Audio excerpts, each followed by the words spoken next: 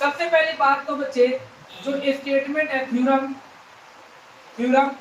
10.2, ये 10.2 थ्योरम, इस स्टेटमेंट का बच्चे इसके थ्योरम के स्टेटमेंट आप सभी को याद करना है। ठीक है, जैसे कि बच्चे यहाँ पे क्या लिखा है, the length of tangent drawn from an external point, ठीक है, external point to a circle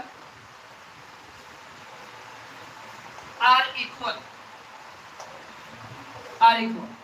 देखो ध्यान से, ये स्टेटमेंट बेटा सभी बच्चों को याद करके रखना है, कैसे भी करके बच्चे आप सभी को ये स्टेटमेंट याद करके रखना है। क्यों स्टेटमेंट याद रहेगा बच्चे, तो बहुत सारे ऐसे क्वेश्चन है जिसमें आपको रीजन बताना होता है। अगर रीजन में स्टेटमेंट लिखोगे तो आपके एक नंबर भी नहीं कटेगा। ओके, तो देखिए सबसे पहली बात तो बच्चे देखिए स्टेटमेंट, द लेंथ मतलब बच्चे लंबाई होता है, द लेंथ ऑफ टेंजेंट। बच्चे बहुत सारे बच्चे ऐसे हैं जिनको पता नहीं कि टेंजेंट क्या होता है, तो मैं बताने जा रहा हूँ टेंजेंट क्या होता है। देखो ध्यान से, एक सर्कल है बेटा, ये सर्कल है, किसी सर्कल को कोई लाइन सिर्फ टच करके जाए, किसी भी सर्कल को अगर कोई लाइन सिर्फ टच करके जाता है तो उसे कहते हैं बच्चे टेंजेंट। जो सिर्फ टच करके जाए, अगर सिर्फ टच करके जाता है तो उसे कहते हैं टेंजेंट। यानी कहने का मतलब क्या है बेटा, मैं आपको बताऊं यहाँ पे, तो देखो the length of tangent drawn from external point, draw किया गया है बच्चे एक्सटर्नल पॉइंट से, यानी कि बाहरी पॉइंट से। तो देखो कैसे, यहाँ पे देखो बेटा, एक सर्कल है आपके सामने ऐसे करके, ये चीज सर्कल है, कोई बाहरी पॉइंट ले लो यहाँ से ऐसे, ये हमने एक्सटर्नल पॉइंट ले लिया। इससे क्या करना है बच्चे, हमें दो टेंजेंट ड्रॉ करना है, तो देखो कैसे, एक टेंजेंट बच्चे ऐसे करके ड्रॉ कर लेना, और एक चीज याद रखना बच्चे कि ये इसको काट के नहीं जाना चाहिए, यानी कि इंटरसेक्ट नहीं करना चाहिए, ये सिर्फ टच करके जाना चाहिए। उसके बाद बच्चे एक लाइन हम ऐसे ड्रॉ कर लेते हैं, ये करके ऐसे। ठीक है, मेरी आवाज आ रही है सभी को? देखो अब इसका कोई भी नाम ले लो, इन सारे पॉइंट का नाम ले लो बच्चे। तो ये देखो, ये कॉन्टैक्ट ऑफ पॉइंट है, ये भी कॉन्टैक्ट ऑफ पॉइंट है बच्चे। ये देखो मेरी बात सुनो बेटा, ये चीज, ये अगर कोई टेंजेंट इसको टच करता है बेटा यहाँ पे, तो इस पॉइंट को कहते हैं पॉइंट ऑफ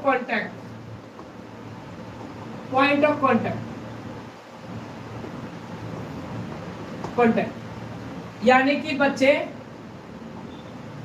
ये स्पर्श बिंदु, ये कहा जाता है बेटा। तो ये हमारा पॉइंट ऑफ कॉन्टैक्ट है, यानी कि स्पर्श बिंदु जहां पर किसी चीज को टच किया जाता है उसे कहा जाता है पॉइंट ऑफ कॉन्टैक्ट। तो देखिए क्या करने वाले हम लोग। सबसे पहली बात तो देखो बेटा, यहाँ पे नाम दे दो, जैसे कि P हो गया, ये हो गया हमारा A और ये हो गया हमारा B। हमें इस थ्योरम में ये प्रूव करना है बच्चे, the length of tangent, drawn मतलब होता है बच्चे खींचना, ठीक है, ड्रॉ मतलब खींचना, फ्रॉम एन एक्सटर्नल पॉइंट हमारा ये है, यहां से दो टेंजेंट को ड्रॉ किया गया है, ओके, टू अ सर्कल, किसी सर्कल पर। हमें ये प्रूव करना है बच्चे, उनकी जो लेंथ होता है वो क्या है, इक्वल है। यानी कि हमें ये बताना है बच्चे कि ये दोनों इक्वल है, इन दोनों को इक्वल प्रूव करना है। तो देखो कैसे करना है। सबसे पहली बात तो बच्चे, सभी बच्चे पेपर में आप लोग बच्चे गिवन लिखने वाले हैं, ठीक है, पहले तो गिवन लिखना है। गिवन में क्या करना है बच्चे, कुछ नहीं, आपका ये सेंटर है बेटा, यहाँ पे सेंटर है ये O, तो सिंपल देखो हमारे पास एक सर्कल दिया हुआ है, तो लिख देना बच्चे अ सर्कल विद, एक सर्कल है जिसका सेंटर क्या है बेटा, हमारा O है, या with centre O, a circle with centre O, ठीक है। उसके बाद देखो बच्चे, और सर्कल में क्या दिया बच्चा, हमारे पास दो टेंजेंट दिया हुआ है, एक AP और एक PB, ये हमारे दो टेंजेंट गिवन है, इसको भी लिखेंगे हम इसमें, ठीक है। तो देखो यहाँ पे लिख देंगे two tangent AP and PB, दो टेंजेंट है बच्चे AP और PB, और कहां से ड्रॉ किया गया बच्चे, ड्रॉन फ्रॉम एक्सटर्नल पॉइंट, ठीक है, P।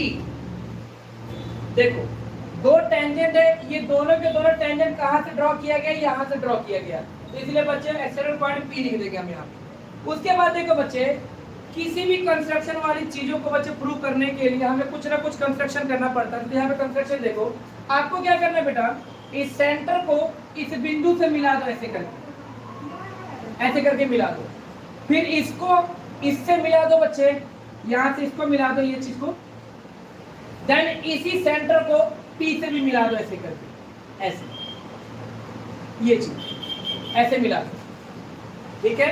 उसके बाद देखो बेटा क्या करने वाले हैं, अब मेरी बात सुनो बच्चे, तो जस्ट इमेजिन इसको मैं रफ करता हूँ, इसको रफ कर देता हूँ बेटा, ऐसे समझने के लिए इसको रफ कर देता हूँ, ये चीज रफ करता हूँ।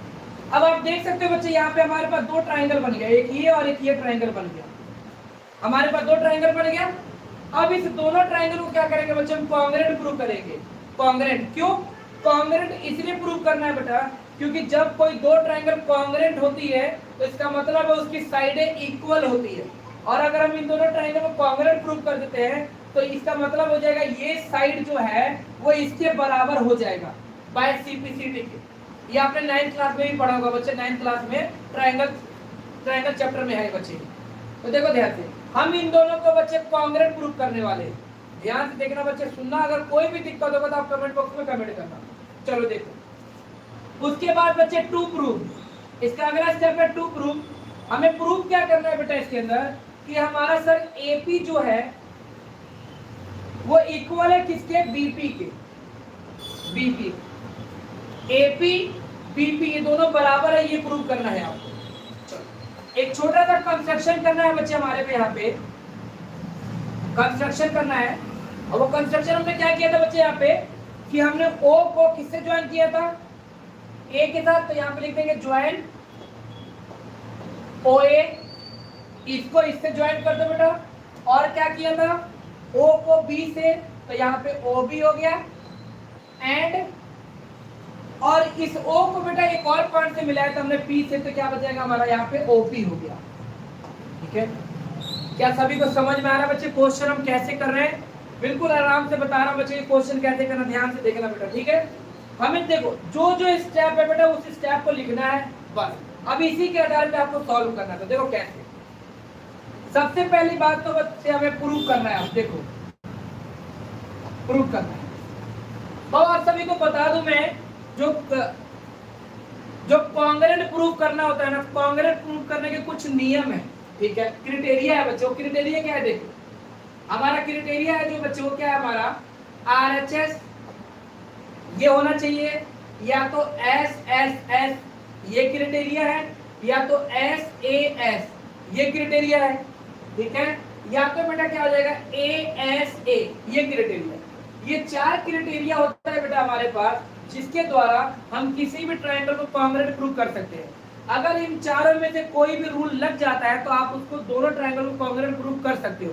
तो हम क्या करने वाले हैं बच्चे, क्योंकि देखो 10.1 थ्योरम में अगर आप लोगों ने सीखा होगा, नहीं सीखा होगा तो मैं वीडियो बना के बच्चे अभी डालूंगा, आपको जस्ट समझाऊंगा मैं कि कोई भी रेडियस जो होता है, ये रेडियस जो होता है, ये रेडियस हमेशा पॉइंट ऑफ कांटेक्ट पर 90 डिग्री का एंगल बनाता है। ये बात हमेशा याद रखना बच्चे, कि जो रेडियस होगा वो ऑलवेज पॉइंट ऑफ कांटेक्ट पर 90 डिग्री बनाएगा।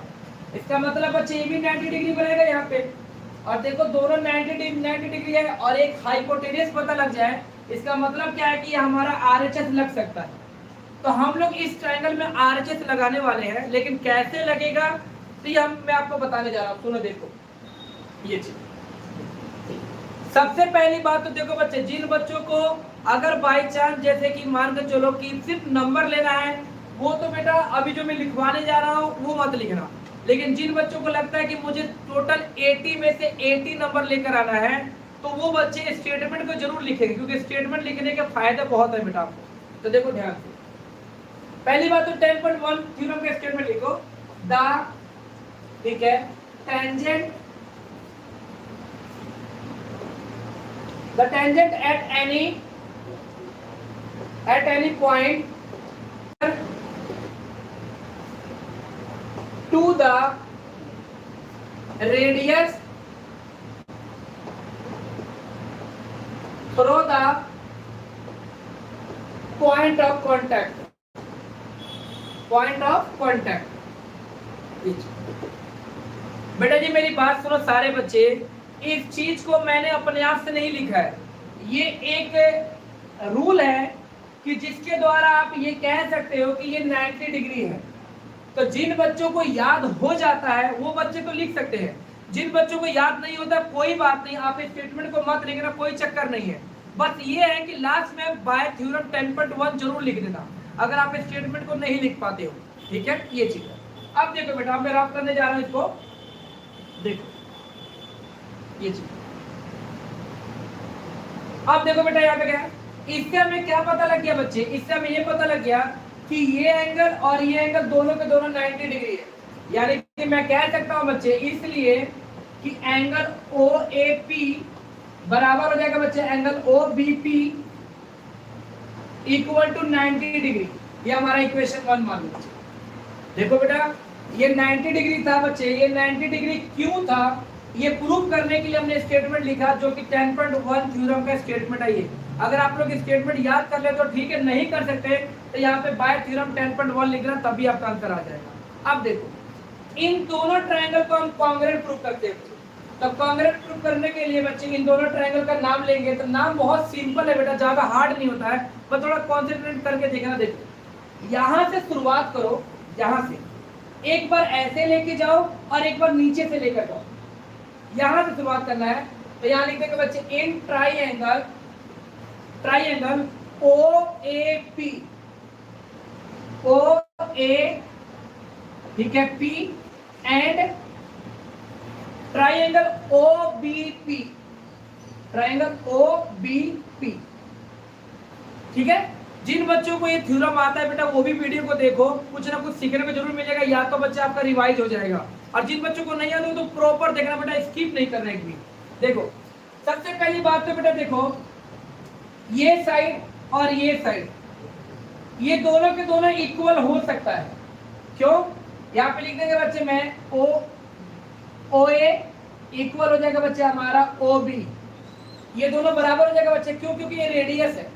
किसी भी ट्रायंगल की बच्चे, किसी भी सर्कल का रेडियस बच्चे तो वो इक्वल होता है बच्चे एक सर्कल का। देखो आगे, तो यहाँ पे लिख देंगे बेटा हम यहाँ पे रेडियस, ये मेरा रेडियस हो गया बच्चे। उसके बाद देखो बेटा जी, अभी जस्ट आपने ऊपर में यहाँ पे प्रूव कर दिया है कि एंगल OAP इक्वल है एंगल OBP के, ठीक है। यहाँ पे लिख देना बच्चे फ्रॉम इक्वेशन 1 से, ये हमारा इक्वेशन 1 से। इसलिए बेटा हमने यहाँ पे इसको प्रूव किया था ताकि इस चीज को मैं यहाँ पे लिख सकूं। अगर मैं ये नहीं लिखूंगा तो मैं इसको कॉन्ग्रुएंट प्रूव नहीं कर सकता बेटा। तो इसकी सहायता से हम कॉन्ग्रुएंट प्रूव करेंगे, तब जाके तब के लिए हम इसको लिखेंगे। आगे देखो नेक्स्ट बेटा, देखो ध्यान से, ये लाइन, ये जो लाइन है, ये लाइन, ये लाइन, ये OAP इसमें भी आ रहा है बच्चे OP, और OBP इसमें भी OP आ रहा है। मतलब ये लाइन जो ऐसा लाइन है जो इस ट्रायंगल में भी आएगा और इस ट्रायंगल में भी आएगा, यानी कि दोनों ट्रायंगल में सेम लाइन आएगा।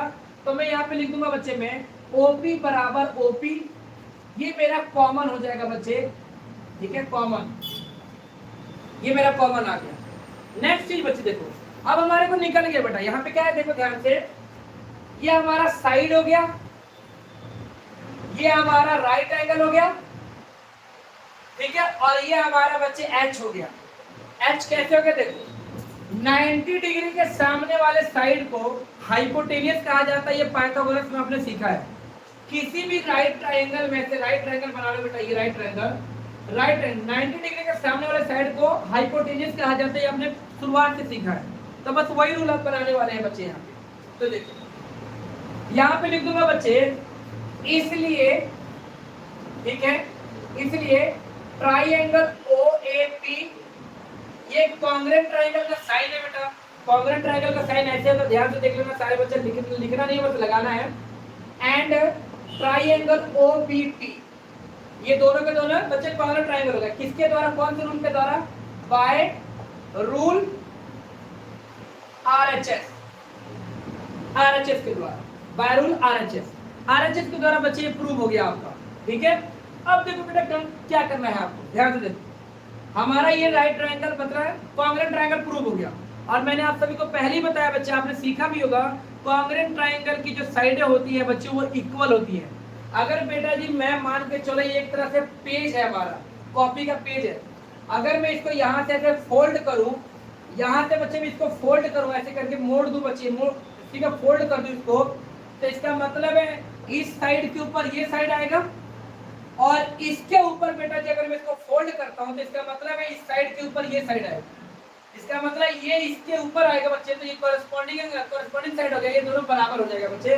तो इसके लिए बच्चे मुझे रफ करना पड़ेगा, ठीक है, इसके लिए मुझे रफ करना पड़ जाएगा बच्चे। तो देखो मैं रफ करने वाला हूं बेटा यहाँ पे,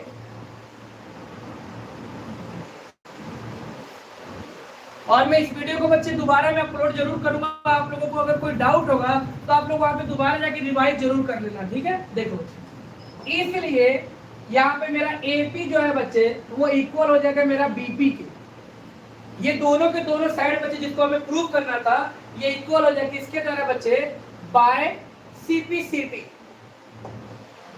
ठीक है। कॉन्ग्रुएंट ट्रायंगल ये कहता है बच्चे कि अगर दो ट्रायंगल कॉन्ग्रुएंट है तो बाय सीपीसीटी के द्वारा बच्चे उसके कोई भी एंगल कॉरेस्पॉन्डिंग एंगल से बच्चे इक्वल हो सकते हैं और कॉरेस्पॉन्डिंग साइड भी इक्वल हो सकता है। तो ये दोनों के दोनों बच्चे एक दूसरे के ऊपर आ रहे थे, कॉरेस्पॉन्डिंग साइड होगा, ये बच्चे इक्वल हो जाएगा, यही हमारा बच्चे यहाँ पे क्या हो जाएगा, हेंस प्रूफ। यही बच्चे आपका 10.2 थ्योरम कंप्लीट होता है। आई होप कि आप सभी को समझ में आया होगा बच्चे। अगर समझ में आया तो बच्चे मेरी वीडियो को लाइक शेयर कमेंट और सब्सक्राइब करना मत भूलना बच्चे, शेयर जरूर करना अपने दोस्तों के साथ। अभी हम इसके बात करने वाले हैं बच्चे 10.1 थ्योरम, जो कि बहुत ज्यादा सिंपल है, और ये दोनों थ्योरम बच्चे पेपर के हिसाब से बहुत ज्यादा इंपॉर्टेंट है। तो आप सभी बच्चे इन दोनों थ्योरम को बार बार रिवाइज करके अपने दिमाग में बैठा लेना, ताकि आपके एक मार्क्स भी ना कटे।